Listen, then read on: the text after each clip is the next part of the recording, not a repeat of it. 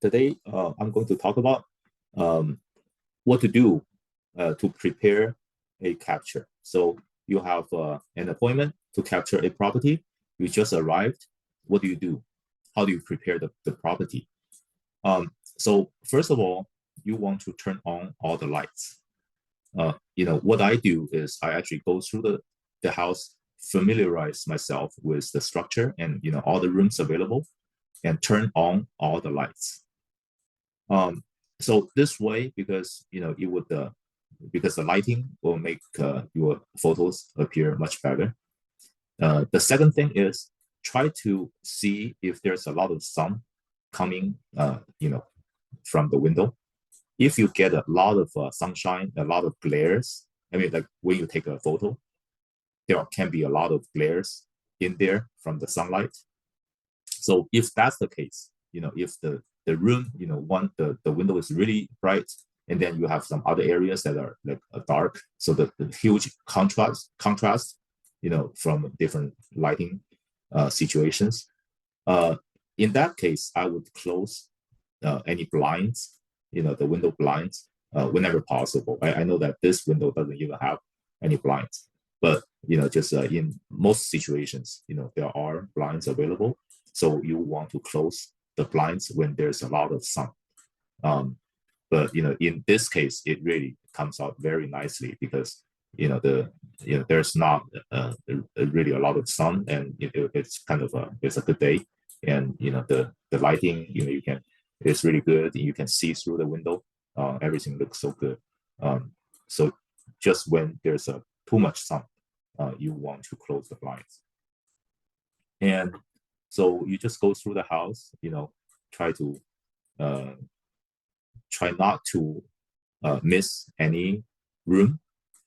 Pay attention to each door, because for closets, usually if it's a walk-in closet, you definitely want to enter it. If it's just a small closet, you can't even enter.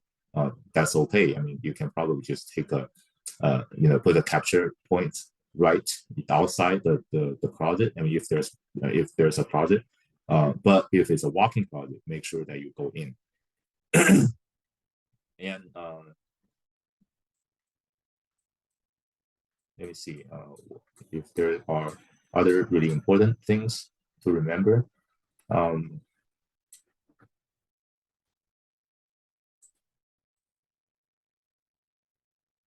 Usually when I go do captures, I don't bring a lot of personal stuff with me, because you don't want your personal items to appear in the picture, and it's a pain to keep moving them around.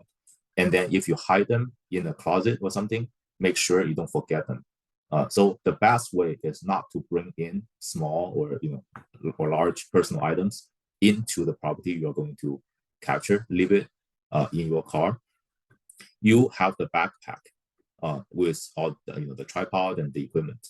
So just you carry the backpack, and then get the necessary equipment out when you are doing the capture, and then leave anything that you don't need in the backpack. And I would recommend just carry your backpack with you when you are going through the capture, right? You don't want to just kind of put the backpack somewhere and keep moving it, or forget it.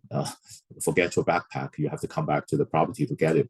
So yeah, it's not heavy. Just put it on your shoulder as you are going through the capture. So that's why we provide this backpack to you. When you are done, make sure you turn off all the lights, or return it to the original condition. We've had a few listing agents who like their lamps to be on, when we leave the house, and then we should respect that. Basically, just return everything to its previous status, previous state.